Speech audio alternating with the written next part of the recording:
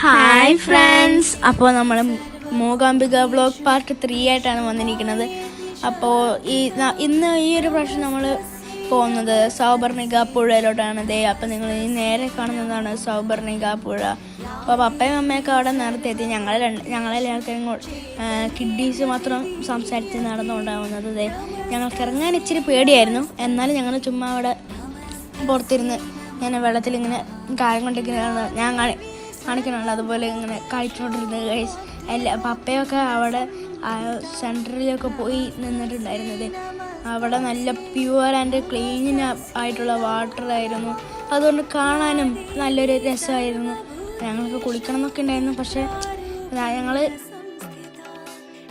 വന്നത് അപ്പോൾ അവിടെ ഈ ഒരു കുരങ്ങനാണെങ്കിൽ തേങ്ങയൊക്കെ കഴിച്ചുകൊണ്ടിരിക്കുന്നത്. ഏതൊരാൾ വന്ന് ഇട്ട് കൊടുത്തതാണെന്ന് തോന്നുന്നു. നല്ല രസിച്ച് ആസ്വദിച്ച് കഴിക്കുന്നുണ്ട്.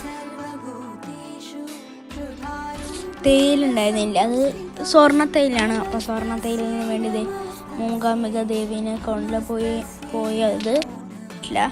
അപ്പോൾ വന്നത് ആദ്യമായിട്ട് വന്ന ആ ഒരു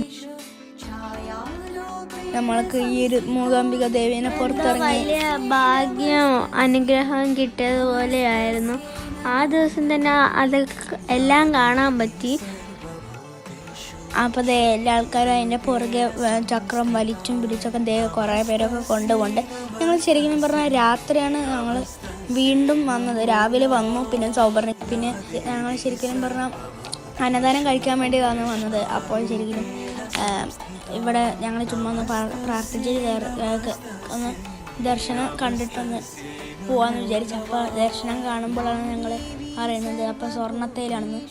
അപ്പോൾ അതൊക്കെ കഴിഞ്ഞതിന് ശേഷം ഞങ്ങൾ വീണ്ടും അന്നദാനത്തിലോട്ട് കടന്നു. അവിടെ ക്യൂ ഒക്കെ നിൽക്കണമെന്നുണ്ടായിരുന്നു. പക്ഷേ ഞങ്ങൾ ഫസ്റ്റിന് അത് തുറന്നാൽ തന്നെ ഞങ്ങൾ ഫസ്റ്റ് കയറി എടുത്തത് അവിടെ ചോറ് സാമ്പാറായിരുന്നു.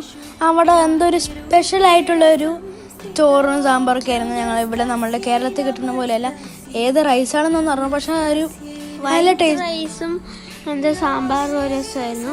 കറി ഞങ്ങൾ ജസ്റ്റ് ടേസ്റ്റ് ചെയ്ത് മാത്രമേ ഉള്ളൂ. അപ്പോൾ ഫ്രണ്ട്സ് ഇതിൻ്റെ ബാക്കിൽ ഇനിയും കിടക്കാനുണ്ട്. ഞങ്ങൾ കുറേ സ്ഥലത്തോട്ട് പോയിട്ടുണ്ട്. അപ്പോൾ മൂകാംബിക വ്ലോഗ് പാർട്ട് 4 കാണാം. അപ്പോൾ നമുക്ക് അവിടെ വെച്ച് കാണാം. ബൈ.